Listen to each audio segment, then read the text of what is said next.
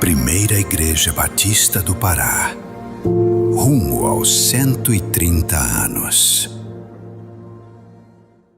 Boa noite, queridos, a graça e a paz de Cristo Jesus, amém? Eita ferro, amém? Aê. É a chuva, é a chuva. Abram, por favor, a palavra do Senhor na primeira carta de Paulo aos Coríntios. Hoje vamos considerar os versos 4 e 6 do capítulo 11, na sequência direta da nossa série de exposições. Antes de ler o texto, uma breve introdução. Não é estranho à natureza humana render honra a quem entendemos devido. Nós naturalmente sabemos disso. Quer ver? Vou citar alguns exemplos. Via de regra, nós dedicamos honra aos nossos avós. Neste caso, há um misto de amor e reverência, mas meio que instintivamente sabemos que isso é certo, ou pelo menos deveria ser assim.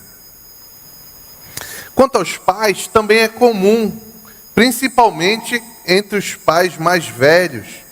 Isso porque a mentalidade entre os pais mais novos é de serem amigos dos seus filhos, o que não é ruim em si, mas esse tipo de intimidade, é um fato, não estou julgando qual é melhor nem pior, mas esse tipo de intimidade tende a mitigar, diminuir a honra dedicada aos pais.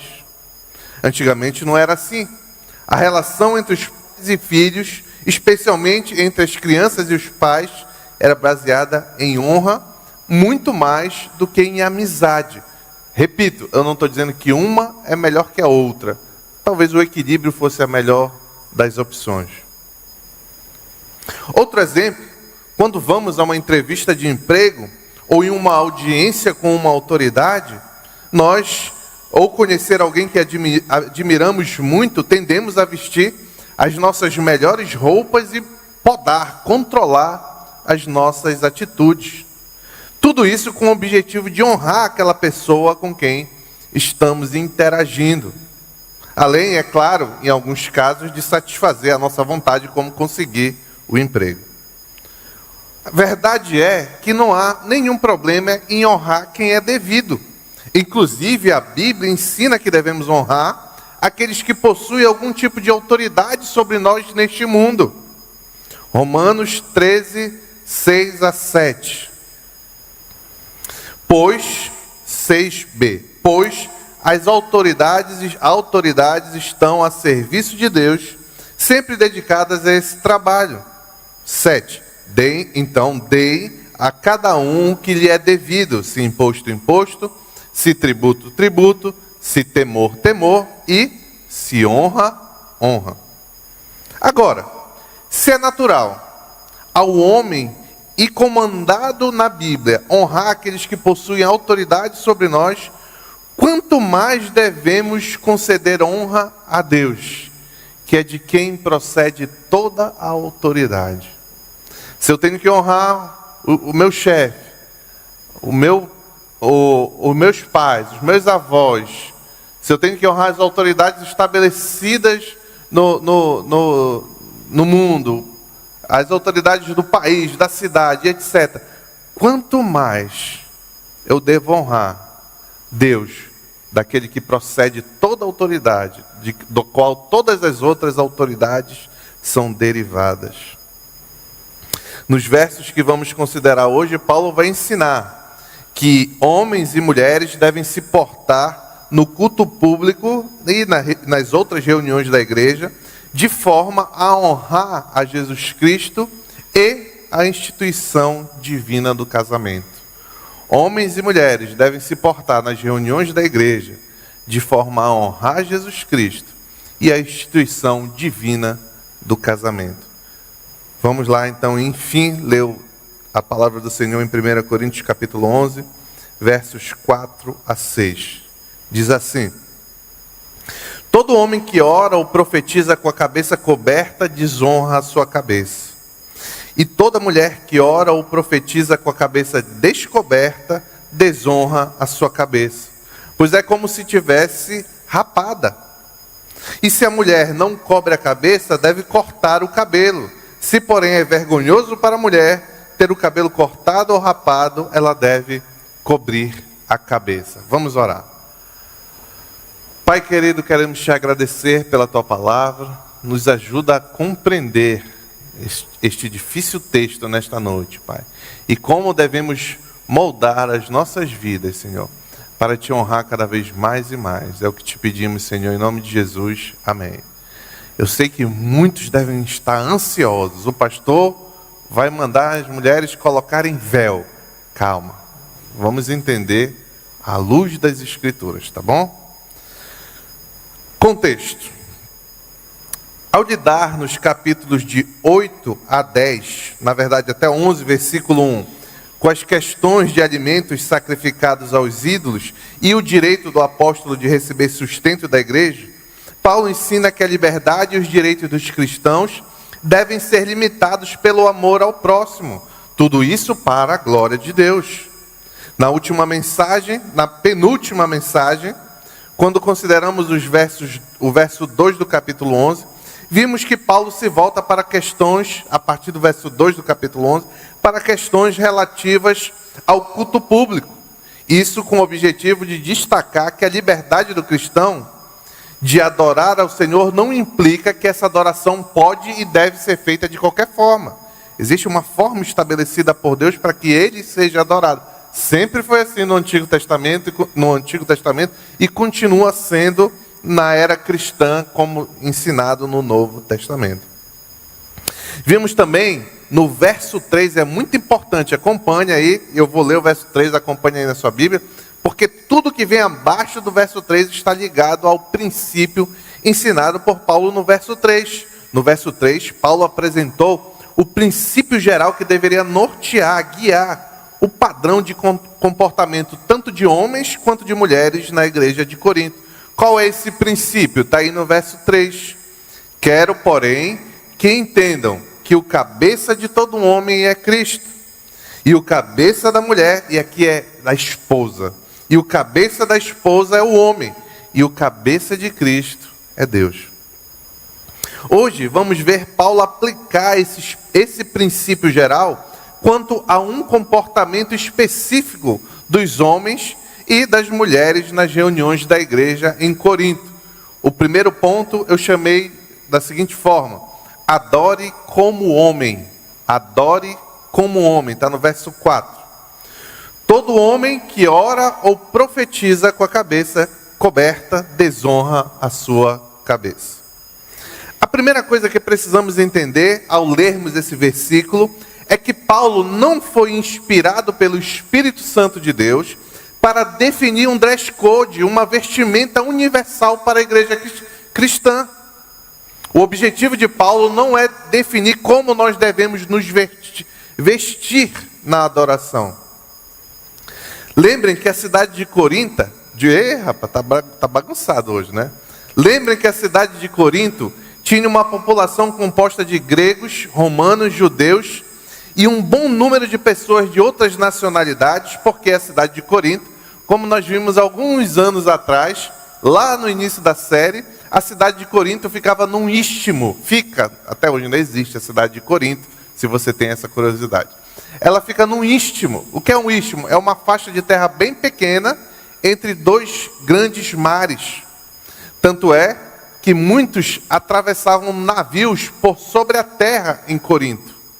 Hoje em dia, né, a tecnologia, a engenharia avançou e hoje construíram um canal lá. Fizeram um rasgo na terra para que os navios passem, parecido mais ou menos com o canal do Panamá. Mas naquela época não existia isso. Então era muito melhor que os navios fossem por terra, botavam troncos, iam empurrando o navio de um lado de Corinto para outro até que ele saísse do istmo, né?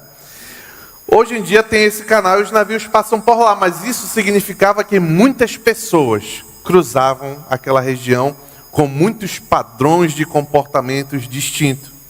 É por isso que, especialmente ali em Corinto, alguns itens dos vestuários, alguns itens estéticos masculinos e femininos carregavam grandes significados. Pela cultura da época e porque era um local que borbulhava cultura de tudo quanto é canto.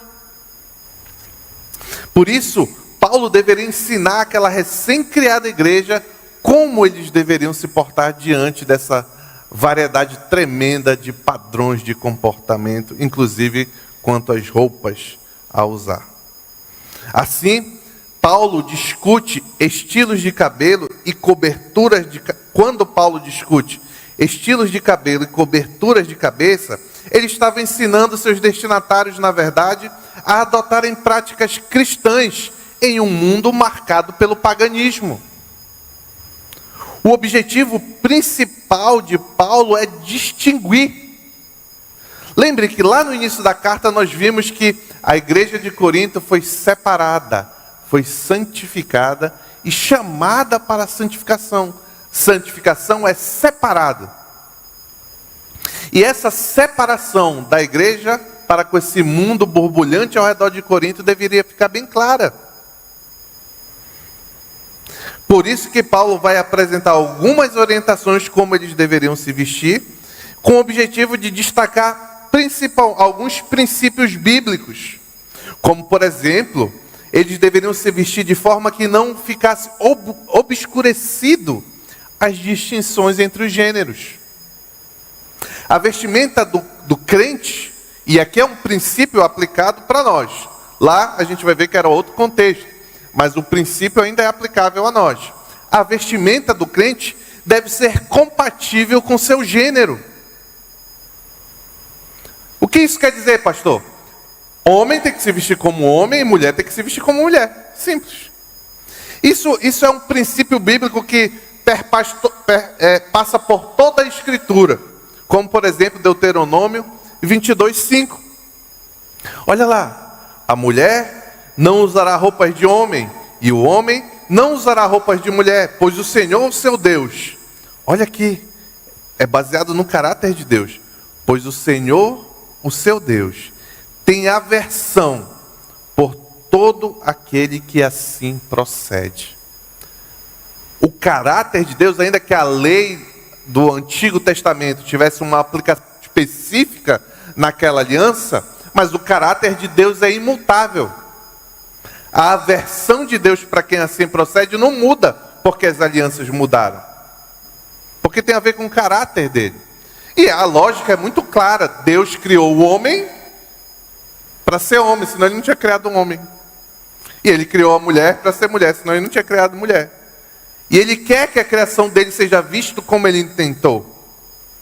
Por isso, Deus tem aversão para a mulher que quer usar roupa de homem e o homem que quer usar roupa de mulher. Para apresentar então esses ensinos, o apóstolo Paulo parte primeiramente da postura que deveria ser adotada pelos homens nas reuniões da igreja. Por isso ele diz: todo homem que ora ou profetiza.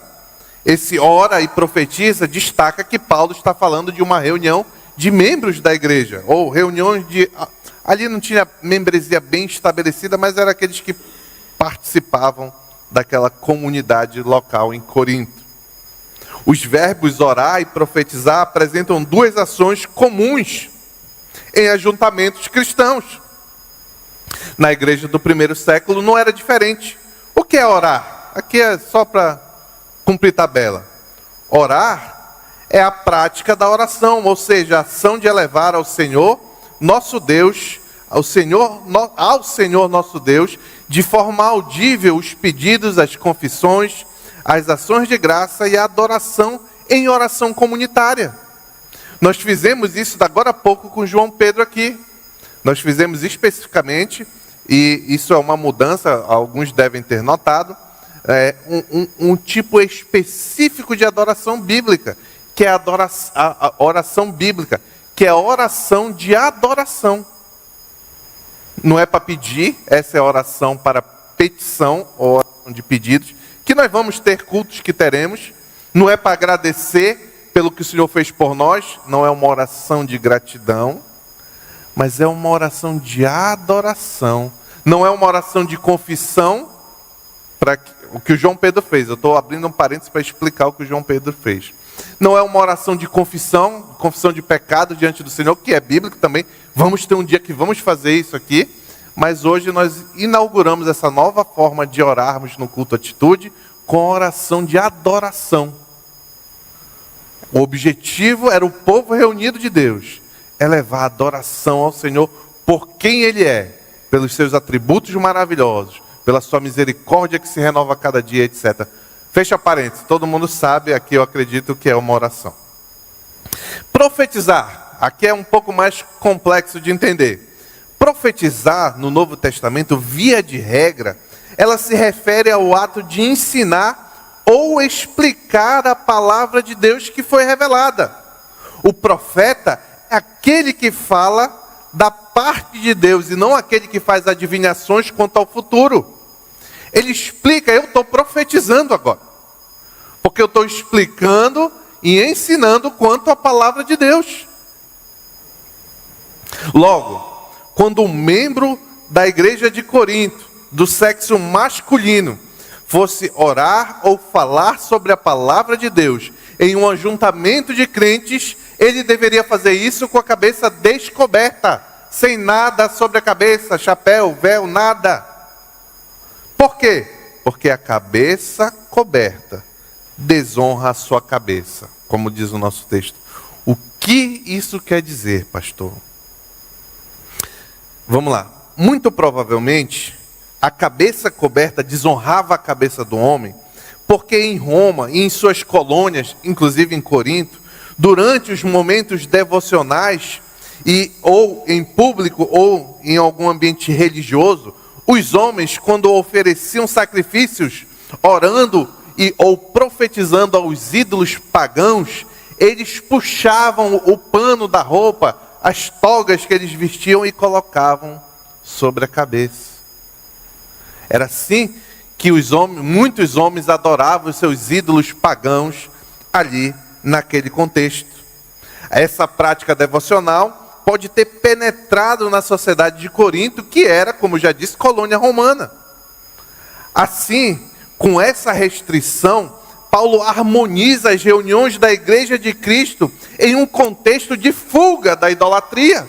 Faz todo sentido, Paulo vem trabalhando contra a idolatria desde o capítulo 8, e agora quando ele vai começar a falar de adoração, ele quer, o primeiro princípio que ele aborda é como adorar sem parecer idolatria.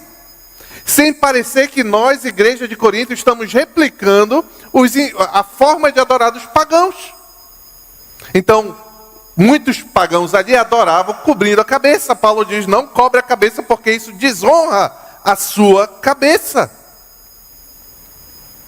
Agora, a que cabeça essa prática de homens cobrirem a cabeça? Eita, cabeça, tá bom. Que cabeça poderia ser desonrada se os homens se cobrissem? Essa é uma pergunta que devemos responder. Há muitas divergências entre os estudiosos sobre a que cabeça seria desonrada neste caso. Será que é a própria cabeça do crente que cobriu a cabeça? Então, opa, você está adorando errado. Ele era desonrado ou era o cabeça espiritual, como nós vimos no verso 3, Jesus Cristo, que era desonrado quando o homem cobria a sua cabeça para adorar? Certamente essa discussão é infrutífera. Preste atenção. Essa discussão é completamente infrutífera, pois é inegável que se a adoção de determinado costume traz vergonha para a pessoa em si, especialmente por replicar um hábito idólatra, também deixaria de honrar Jesus Cristo, ou seja, desonraria a Jesus Cristo. Essas coisas são inseparáveis. Se a minha adoração traz vergonha para mim porque não está segundo as Escrituras, ela também não traz honra a Jesus Cristo. A minha adoração não tem esse valor de honrar a Cristo, muito pelo contrário, de desonrar. Claramente, com este comando, Paulo ressalva dois princípios. E esse aqui, a gente vai falar das aplicações na sequência, mas esses princípios que nós temos que aprender no final desse primeiro ponto aqui. Dois princípios básicos que devem nortear a vida do crente e também, especialmente nas reuniões da igreja, quer seja o culto público ou reuniões menores. que nós temos o dever como cristãos de manter uma distinção clara entre os sexos. Homem é homem e mulher é mulher. Como já dizia Falcão, né? E devemos manter distinção clara entre a adoração cristã e os rituais pagãos do mundo. Algo que não estava aqui, mas é um parênteses. Algo, por exemplo, que foi uma falha grotesca no decorrer do desenvolvimento da Igreja Católica Romana. Da onde a Igreja Católica Romana tirou essa ideia de fazer imagens para se adorar? Da onde? Eles tirou isso do paganismo, da adoração romana. Eles tinham as suas imagens dos seus deuses. É uma réplica deste comportamento. Tá bom, fecha parênteses. Agora, o que isso tem a ver com o véu, pastor? Naquele contexto, o véu possuía conotação de gênero, ou seja, ele era um item do vestuário que ele demonstrava o gênero. As mulheres usavam véu, então um homem não deveria parecer com mulher, e de idolatria. Hoje é diferente. O que seria mais ou menos o que o véu representava ali? Seria, por exemplo, o que já aconteceu, pasmem, um homem vir aqui no culto adorar de vestido. Já aconteceu. Uma vez. Mas já aconteceu. Inclusive ele veio trazer oferta aqui na frente. Ninguém fez nada, ele veio, foi embora e tudo mais. Graças a Deus. Ou então se arrependeu, depois voltou com roupa normal e ninguém sabe quem é. Mas ele veio, aconteceu isso uma vez. Outra coisa, por exemplo, já falando não da distinção de sexo, mas da idolatria, seria um crente que viesse adorar aqui na igreja com um terço pendurado no pescoço. O que é isso aí, meu irmão? Bijuteria? Algumas lições para mim e para você.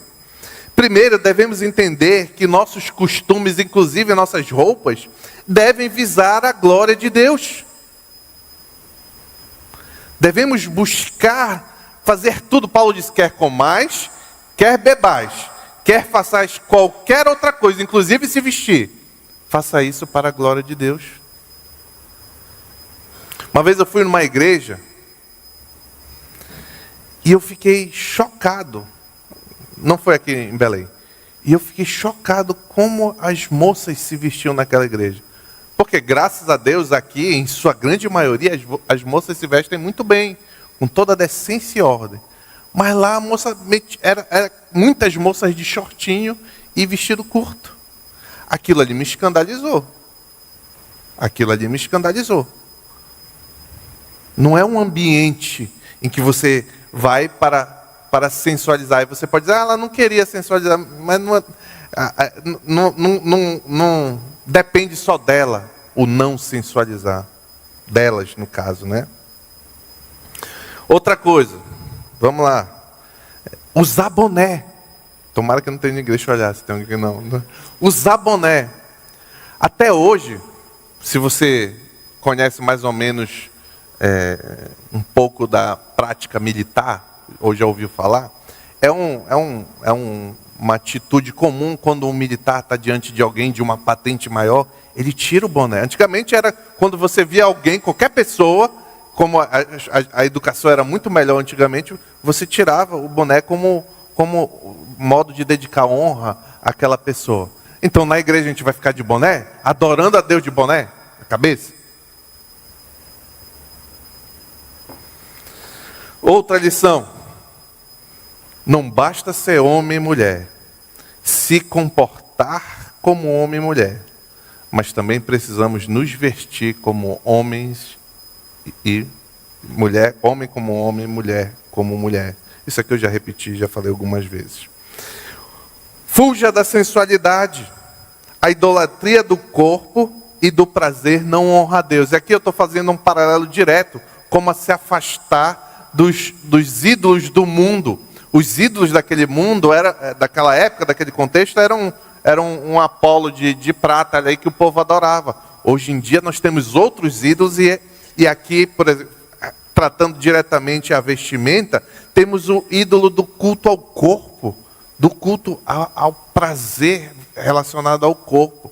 Então, eu já falei várias vezes aqui, um camarada que porque malha um pouco mais vem todo atochado para adoração, aquilo ali ele está revelando um coração idólatra, que quer destacar, mostrar o seu corpo e etc. E serve para homens e mulheres esse ensino aqui geral. Todos são chamados, outra última lição desse primeiro ponto, todos são chamados a contribuir com a igreja em evangelização, discipulado e oração. Ele fala lá, homem quando orar e profetizar. Todos são chamados a orar, todo crente deve orar não só por si mesmo, deve orar adorando ao Senhor, confessando seus pecados, pedindo aquilo que precisa, deve orar agradecendo, deve orar uns pelos outros, todos devem orar, homens e mulheres, como nós já vamos ver agora no segundo ponto, e profetizar também no sentido que eu ensinei. Todos são chamados a serem discipulados, mas também discipuladores. Se você já tem um pouquinho mais de maturidade, você pode ensinar aquele que tem um pouco menos que você. E assim todos são chamados a ensinar uns aos outros à luz da palavra do Senhor. Isso envolve esse profetizar, tanto discipular quanto evangelizar, porque evangelizar é ensinar o evangelho. Então eu e você somos chamados a fazer isso de forma a honrar a Deus. Segundo ponto, adore como mulher, versos 5 ao 6. Vamos lá que agora que fica difícil. E toda mulher que ora ou profetiza com a cabeça descoberta, desonra a sua cabeça, pois é como se a tivesse rapada. Se a mulher não cobre a cabeça, deve também cortar o cabelo. Se, porém, é vergonhoso para a mulher ter o cabelo cortado ou rapado, ela deve cobrir a cabeça. No verso 5 do capítulo 11, da parte A, Paulo traça um paralelo direto quanto à participação dos homens e das mulheres nas reuniões da igreja. Ele disse no verso anterior, todo homem que ora e profetiza. Agora ele diz, toda mulher que ora ou profetiza. Com isso, Paulo revela o que eu já disse quando nós consideramos o verso 3, a igualdade ontológica, a igualdade no ser que há entre homens e mulheres. No ser, não há diferença de valor entre homens e mulheres diante de Deus. Isso precisava ficar bem claro naquele contexto, pois a mulher possuía, naquela época, a mentalidade de que ela guardava uma condição inferior, o que era muito comum na sociedade, nas religiões pagãs e etc., tanto entre gentios como entre judeus. Contudo, no Novo Testamento, esse valor no ser entre homem e mulher, ele é extinguido. Todos são iguais no ser perante Deus. Ainda tem feminista que ataca a igreja, ataca Cristo. Foi uma mudança radical de mentalidade que Cristo trouxe para aquela época. Não, no ser, tanto o homem quanto a mulher possuem o mesmo valor. Como nós lemos, olha esse texto muito importante para que você entenda esse princípio. Em Gálatas, capítulo 3, verso 26 a 28. Gálatas, capítulo 3, verso 26 a 28. Todos vocês são filhos de Deus mediante a fé em Cristo Jesus. Pois os que em Cristo foram batizados, de Cristo se revestiram. Aqui é geral, né? Quem são esses? Os crentes. Mas aí, da onde vêm os crentes? Está aqui, no 28. Não há judeu nem grego, escravo nem livre, homem nem mulher, pois todos são um em Cristo Jesus. Logo, isso torna evidente que quando Paulo atribui funções religiosas à mulher, como orar e profetizar, ensinar, tanto a homem quanto a mulher, ele está querendo dizer que as mulheres podem, participando de reuniões da igreja, orar, evangelizar e ensinar. mas é claro que em contextos diferentes. É preciso deixar claro, e preste muita atenção no que eu estou dizendo, que mesmo que as mulheres possuam diante de Deus o mesmo valor que os homens, isso não significa que elas possuem os mesmos papéis. Isso é muito lógico em toda a teologia. Assim como homens e mulheres não possuem o mesmo papel no casamento, Efésios 5, 22 a 33, estes também não possuem os mesmos papéis na igreja. Assim como, outro detalhe, precisamos entender que nem todo ensino feito em uma reunião da igreja parte necessariamente de uma posição de autoridade. Eu vou repetir isso aqui. Isso aqui é muito importante para que você entenda esse complexo texto aqui que não foi fácil. Nem todo ensino na igreja, nem todo ato de você dar uma palavra sobre as Escrituras, nem todo ato de você dar um testemunho aplicando as Escrituras, nem todo ato desta natureza parte necessariamente de uma posição de autoridade. Quer ver? Eu vou dar exemplos que isso vai ficar bem claro. Quando você participa de uma reunião do Metanoia ou da UNAD, e aí o líder lá está conduzindo aquele processo, então você, moça, tem um comentário. Você lembra de um texto? Olha, inclusive, o texto diz assim, assim, assim. Você acabou de profetizar, mas não em uma posição de autoridade. Você ensinou todos que estavam ali, mas não em uma posição de autoridade. A Bíblia é bastante clara quanto ao fato de que mulheres não são chamadas para exercer autoridade espirituais na igreja, especialmente em cultos públicos, como lemos, por exemplo, em 1 Timóteo 2, 11 a 13. A mulher deve aprender em silêncio com toda sujeição, e aqui é um ambiente do culto público, não permitindo que a mulher ensine nem que tenha autoridade sobre o homem. Inclusive, nessa carta, para ninguém dizer que uma carta contradiz a outra, nessa carta, em 1 Coríntios, no capítulo 14, Paulo ensina a mesma coisa em outro contexto. 1 Coríntios 14, verso 33 a 35. Pois Deus não é Deus de desordem, mas de paz, como em todas as congregações dos santos. Permaneçam as mulheres em silêncio nas igrejas, pois não lhes é permitido falar, antes permaneçam em submissão, como diz a lei. Esse 1 Coríntios 14, Paulo está tratando um contexto de profecias que eram feitas no culto público. Tanto que ele está trabalhando sobre quem poderia discernir, alguém tinha que interpretar a profecia e tal. E aí ele diz, olha, mulher, no culto público você deve aprender em silêncio. Então, pastor, já que é assim, quando a mulher ora ou profetiza, já antecipei isso aqui, né? É muito provável que Paulo tinha em mente ajuntamentos menores e mais informais, como, por exemplo, pequenas reuniões nos lares. E existe uma ilustração muito clara disso nas Escrituras, lá em Atos dos Apóstolos 18, 24 a 26. Talvez você já tenha lido esse texto várias vezes, mas você não percebeu um detalhe. Atos dos Apóstolos 18, verso 24 a 26. Preste atenção.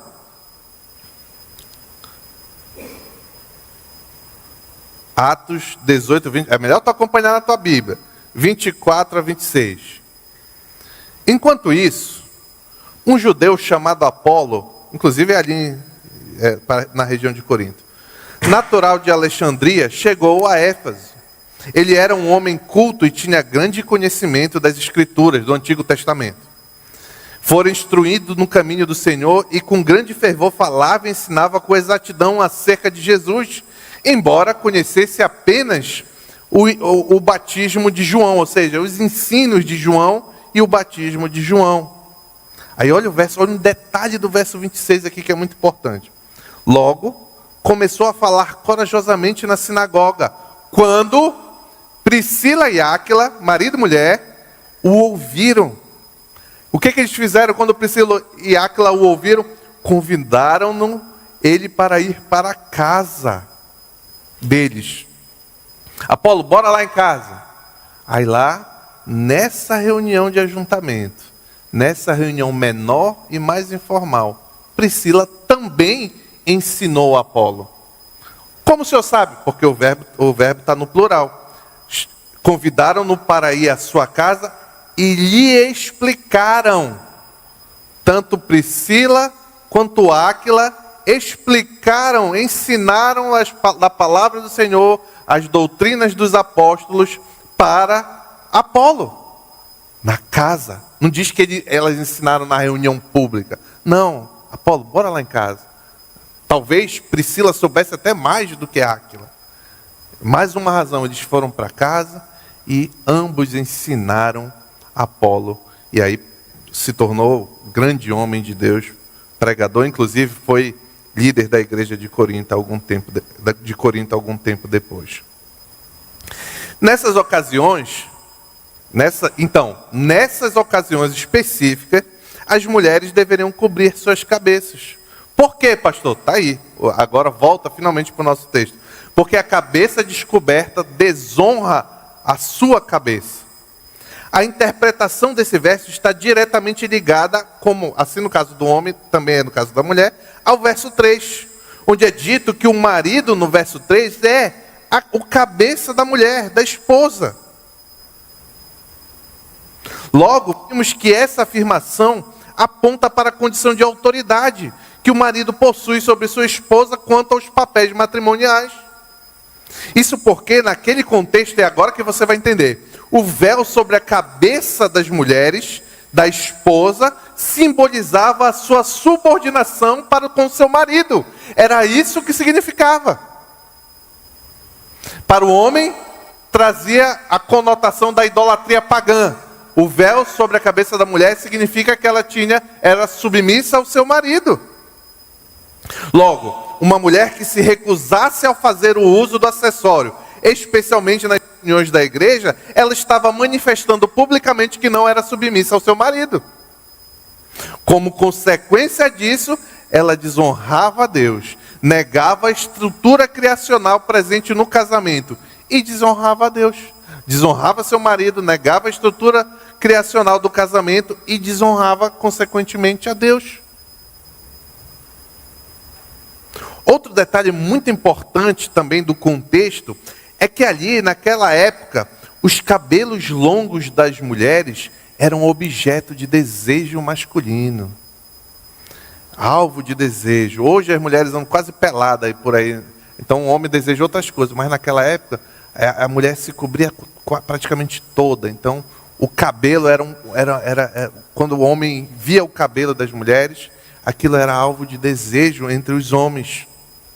Só que este objeto de desejo não deveria ser usufruído nem admirado pelos outros homens, mas apenas pelo marido daquela respectiva mulher. Então em casa a mulher não usava véu, porque assim como em casa, você que é casado sabe que a sua mulher anda mais à vontade, é natural que seja assim.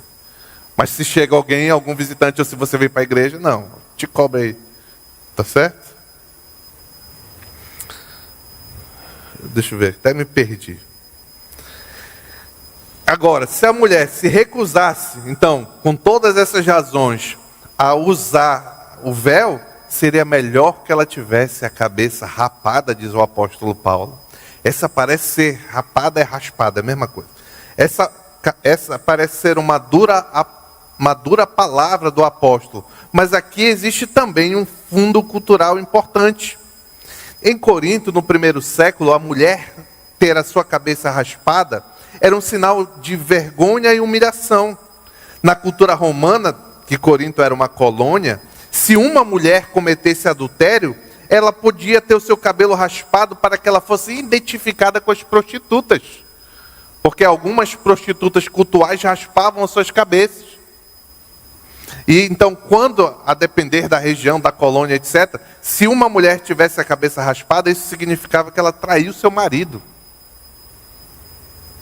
É por isso que ela não era desonroso ter a cabeça raspada. O objetivo de Paulo com essa comparação entre a mulher usar véu, se ela não usar é melhor raspar a cabeça, é enfatizar, está aqui o ponto, o princípio, a importância de preservar o princípio de submissão da mulher para com seu marido. Se a mulher queria causar vergonha a seu marido, a si mesmo e a sua família, então era melhor logo raspar a cabeça.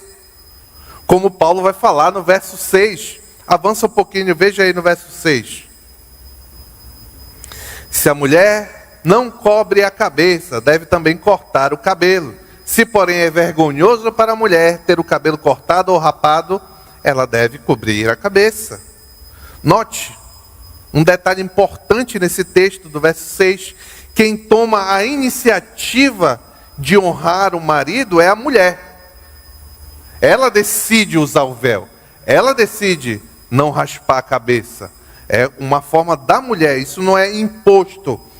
Mas traz vergonha a ela se assim não fizer.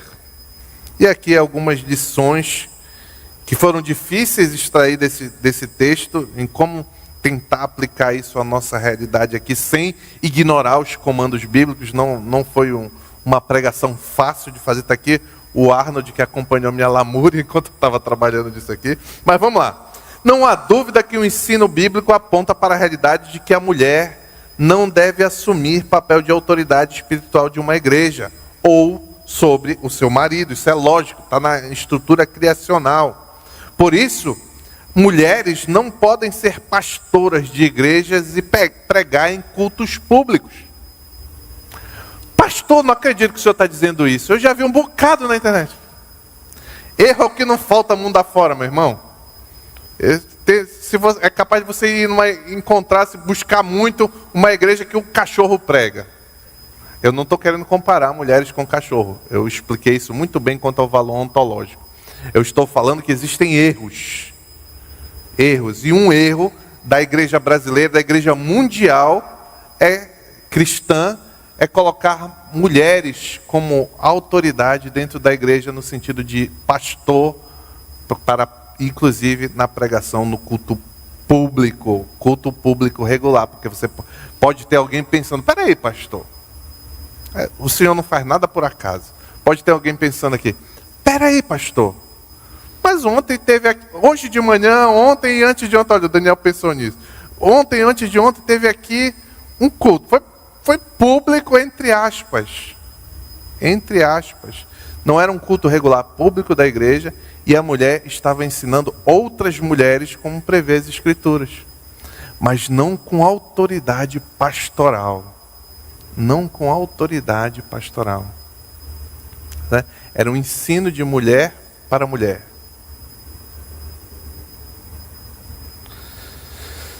Não à toa que quando Paulo escreve para Timóteo, para deixar claro que somente quem deveria ser ordenado ao ministério, ele deixa bem claro que os candidatos deveriam ser homens, como lemos em 1 Timóteo capítulo 3, verso 1 a 2, parte A.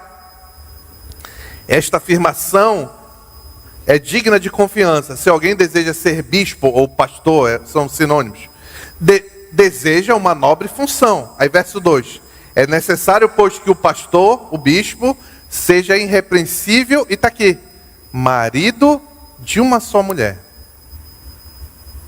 Então é difícil uma mulher ser marido de uma só mulher. Não, se bem que hoje o povo é criativo, né? Mas aqui na lógica bíblica, isso aqui é impossível de acontecer. Contudo, preste atenção, as mulheres vão jogar pedra em mim aqui no final, mas eu tenho que pregar. Pregação expositiva é uma bênção, meu irmão. Vem o texto, tu tem que pregar, te abraça e vai.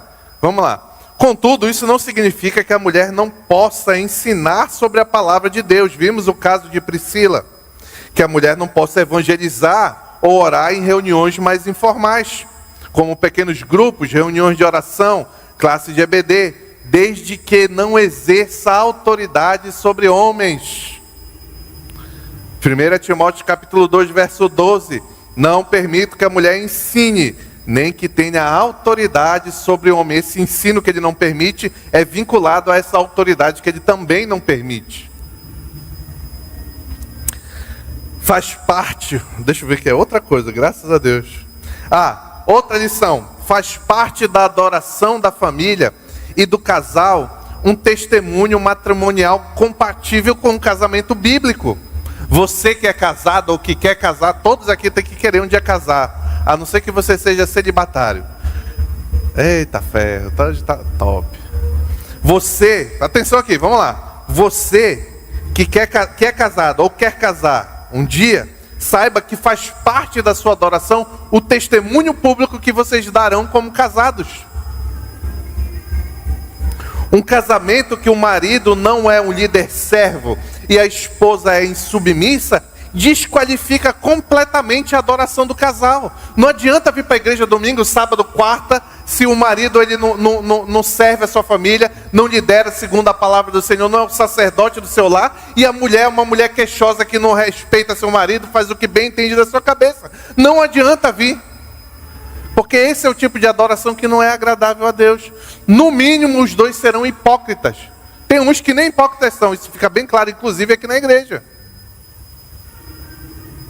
Mas essa adoração não é agradável a Deus. Não traz honra a Deus, traz desonra. Pastor, eu sou casada, eu tenho que usar véu no culto público agora. Deixa eu ver se tem alguém casado aqui. Tem alguém casado? Aqui, Carla. Bora ver se tu vai ter que usar véu a partir do próximo sábado agora. O véu era um símbolo dos papéis do homem e da mulher no casamento naquele contexto. Hoje em dia, o véu perdeu esse significado, acho que até vários anos atrás, décadas, talvez séculos atrás, aqui no Brasil tinha também esse significado, mas isso já se perdeu há muito tempo. Contudo, eu não posso afirmar, então, se deve ou se não deve usar com base nessa questão contextual. Mas existem algumas práticas que trazem a simbologia que o véu trazia antigamente. E isso aqui é importante, porque nós estamos principalmente atrás dos princípios. Aqui quem quer casar? Carol, estou vendo bem ali, Carol, Sâmia. Quem quer casar, olha alguns princípios importantes. Não creio que podemos estabelecer o uso do véu. No entanto, existem outros símbolos que transmitem o mesmo significado que o véu significava ali em Corinto. Por exemplo, está aqui um deles. O uso da aliança. A aliança representa o pacto, o contrato, a aliança que há entre o marido e a esposa. A aliança bíblica de mesmo valor ontológico, mas de papéis diferentes. O líder e a ajudadora idônea. Está aqui. Existe outro sinal que, digamos, replica o que o véu fazia antigamente. Mudar o nome. Você casa, até um tempo atrás isso era regra absoluta, hoje já está diminuído. Você casa e você leva o nome do seu marido. Quando eu fui casar com a Carol, quando nós fomos no cartório fazer o casamento, quando a gente estava no carro, isso é outro tempo, outra maturidade. A gente tinha casado há 11 anos. Eu sou pastor há 5. Então isso é outra maturidade. Não confunda, não mistura tudo. Quando a gente foi casar, eu era advogado naquela época. E aí eu estou ali, mas eu sempre tive uma visão conservadora das coisas, né? Eu estou ali no carro e tal, a gente indo no cartório fazer os documentos. E ela disse assim: amor, quero te falar uma coisa. Fala. Eu não sei se eu quero mudar meu nome. Aí eu disse: olha, deixa eu te dizer uma coisa. Quem não quer mudar o nome não quer casar. Bem macio, né? Moral da história, o nome dela é Ana Caroline Gadelha Viana, né? Deu certo. Mulheres, vocês que querem casar. Se já casou e não mudou, pede perdão para Deus e vida que segue. Mas se você que quer casar, isso aqui é uma forma de você simbolizar aquilo que você... o papel que você tem no casamento. Principalmente, o que substitui o véu não é nem a aliança, nem o nome que você mudou, mas principalmente um comportamento de ajudador idôneo, um comportamento de submissão bíblica, palavra que a mulher escuta até ela se arrepia toda. Por quê? Tem uma concepção errada de submissão. Assim como tem uma concepção errada de liderança do marido. Ambos devem servir uns aos outros em amor. Não é a mulher que somente serve o marido. Pelo contrário, quem tem que servir a ponto de entregar a vida, se necessário, deve ser o marido. Certo? Mas este comportamento expresso em pequenas atitudes simboliza muito mais aquele véu a que Paulo se refere do que qualquer outra coisa. Tá bom? Ai, não foi fácil, gente. Minha oração é que nós, diante das difíceis verdades consideradas aqui, não sejamos rebeldes, mas humildes, para que com a graça de Deus sejamos capazes de nos aproximar da vontade de Deus e não fugir dela, porque é contra a nossa vontade. Que Deus nos ajude para que sejamos homens e mulheres que buscam de todo o coração adorar e honrar ao nosso cabeça, ao nosso Senhor Jesus Cristo. Amém. Sábado que vem, ainda estaremos no mesmo assunto, mas vamos ver outros princípios relacionados a essa questão, tá bom? Que Deus tenha misericórdia de nós.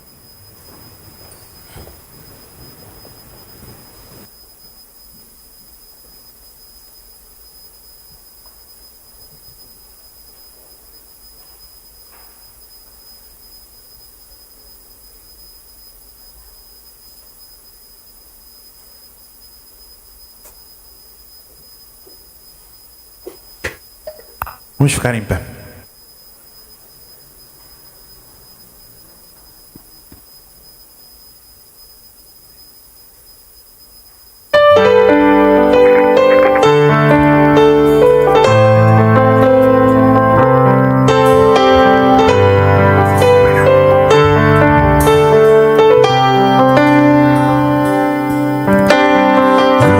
Luz das nações que dissipas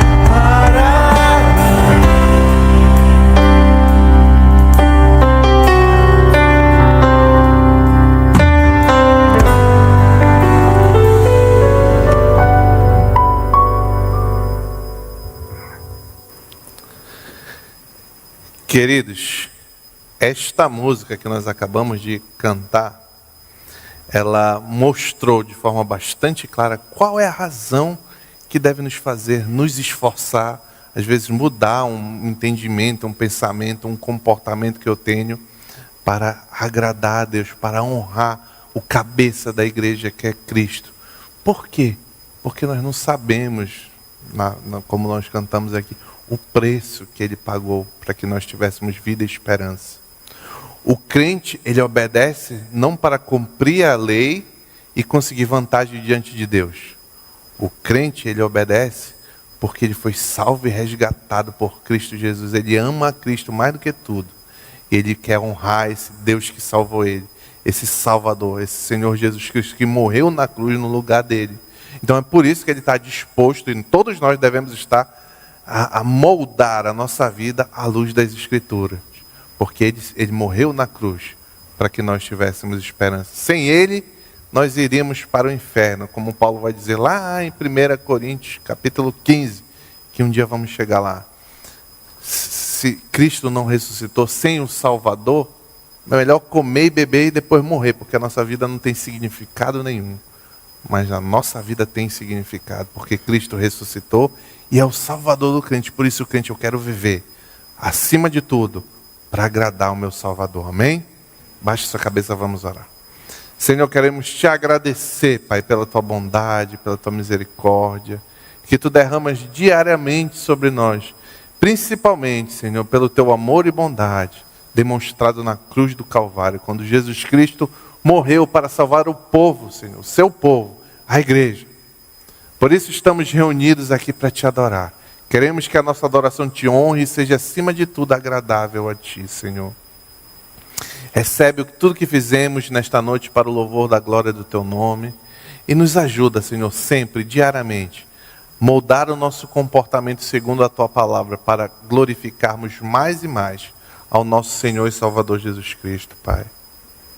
O nome disso é crescer em santidade. Nos ajuda a sermos mais santos, Pai.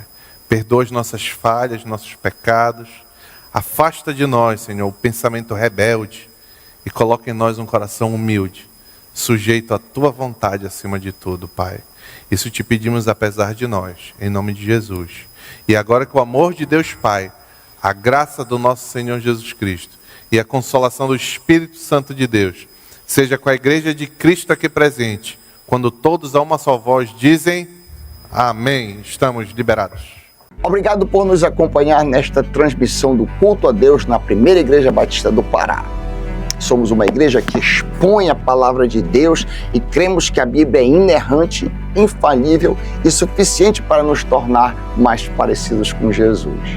Queremos te encorajar a estar conosco em nossos cultos presenciais aos domingos, às quartas e aos sábados.